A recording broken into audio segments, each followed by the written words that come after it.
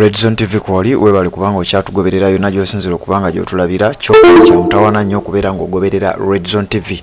Kati gwe omupya tanaba kubanga osubscribinga nja kukusaba kkirira wansi awo olaba ekigambo subscribe kikwateko osubscribinge ku channel eno okwate ne kade aka notification obeere nga tomissinga nsonga yonna. Ekifaananyi ekyo ky'olabye ku screen yo yonna gy'osinzira okubanga gy'otulabira kankuwe kino. Oyo omuvubuka gw'olaba bamuyita Lochoto Ambrose.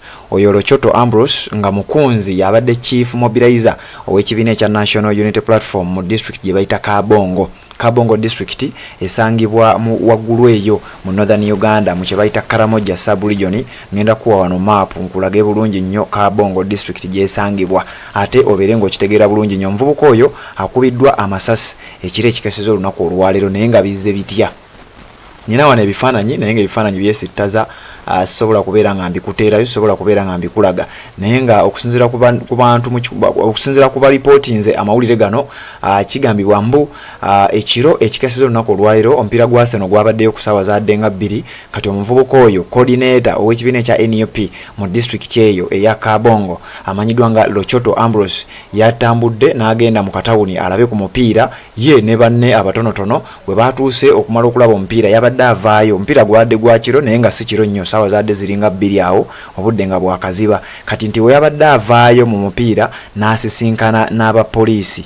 Bwe yasinkanya n'abapoliisi ne wabaawo okusikasika omuguwa okutonotono, wabaddewo kaayana okutonotono okw'omuvubuka wakati w'omuvubuka oyo ne poliisi patrol eyabadde emusisinkanye. Kati mbu patrol eno baamukutte ne bamuggyamu essaati nga womanyi ebiseera ebisinga abantu bano batera okwambala essaati za Robert Kyagulanyi Center mu emijoozi egya people power n'ebintu ebisigadde.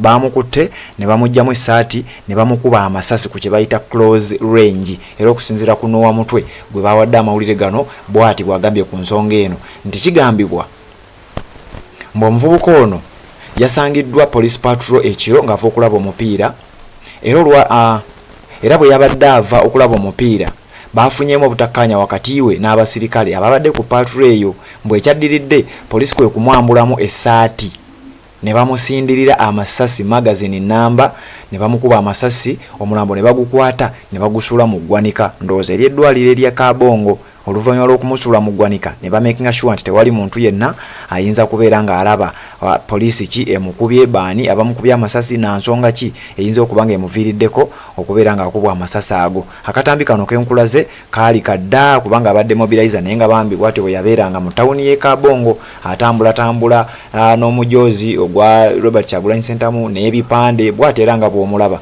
Kakati neŋŋenda okuba nga nkakasa amawulire gano Robert Kyagulanyi Center mu agataddeyo nga naye alaga okukungubaga eri abafamire y'omusajja oyo. Jjukira Robert Kyagulanyi Center mbu yagenda mu Karamoja sub-region okubeera nga ate asaggula akalulu sayidi zeeyo.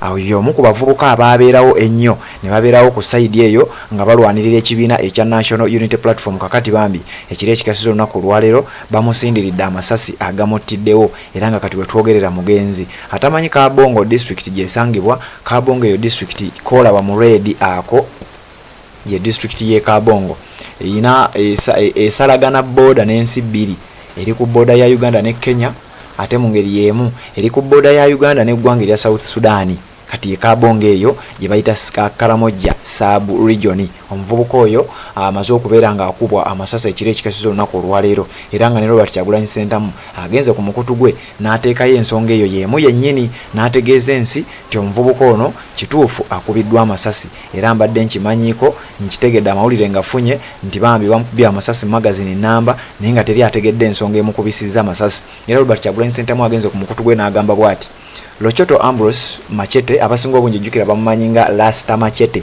saidi zeyo mu Karamoja sub-region. Robert Kyagulanyi Center n'agamba Lochoto Ambrose Machete, the chairperson of our mobilization team in Kabongo district, was last evening shot dead by Uganda security operatives as he returned from watching a football game.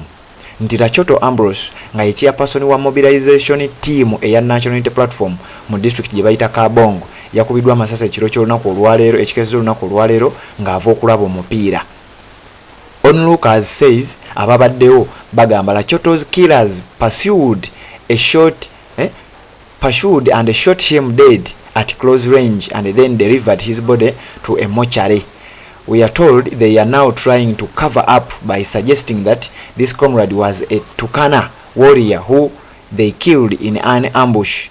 Okitegedde nti bano abaamusse Uganda Police abamukubya amasasi mbobbo bali mu kusiiga ekifaananyi nga bagamba mbu yabadde mulwanyi bano batukana mu bamanyi abasajja babeera balwana kati mbu gwe basse naye ekigenza okwewunyisa nga basanze face emanyiddwa ayina identity cards n'ebintu ebirala ebimanyiddwa mu mannya agamanyiddwa nga kiraga nti era Choto Ambrose abadde mobilization leader oba akulira team eya mobilization ey'ekibiina ekya National Unity Platform mu Karamoja sub-region era gwe bakubye amasasi omulambo bagusudde ku mochale awatali kutegeeza banganda.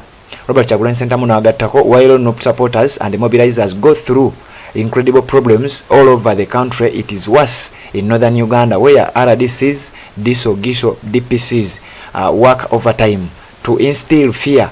Nategeeza nti newankubadde abawagizi ba NUP bayita mu kusomozebwa okwetooloola eggwanga lyonna naye ate kyasukka nnyo mu northern Uganda lwa nsonga nti mu northern Uganda side eyo ne mu Karamoja sub-region ba RDCs, ba DISO, ba GISO ne ba DPC bakola nnyo emisana n'ekiro okulaba nga bateeka okutya mu bantu naddala mu bitundu eyo ebya northern Uganda. Jjukira bye bimu ku bitundu Robert Kyagulanyi Ssentamu bw'agendayo embeera eba ndala. Abantu bano balaga nnyo support Robert Kyagulanyi Ssentamu n'abamu ku bantu abalala b'enkyukakyuka nga bagenze side eyo eya Karamoja sub-region. Robert Kyagulanyi Ssentamu n'agamba since the 2021 elections several comrades have been killed in West Nile, Lango, Acholi and Karamoja. Nategeeza nti okuviira ddala mu kalulu ka 2021 abantu baffe bangi abawagizi b'ekibiina ekya National Unity Platform n'abakunzi battiddwa naddala mu bitundu nga West Nile, mu bitundu nga Lango, mu bitundu nga Acholi ne mu bitundu nga Karamoja kubanga Karamoja sub-region ono omuganda waffe Choto Ambrose gyabadde awangaalira era nga yabadde akulira ttiimu ekunga side eyo. We strongly condemn this cowardly action and demand for justice for Comrade Choto. Nategeeza nti tuvumirira n'okuvumirira okw'amaanyi ennyo ekikolwa kino eky'obutemu era ne tusaba obwenkanya tubanja obwenkanya ku muganda waffe eyakubiddwa amasasi.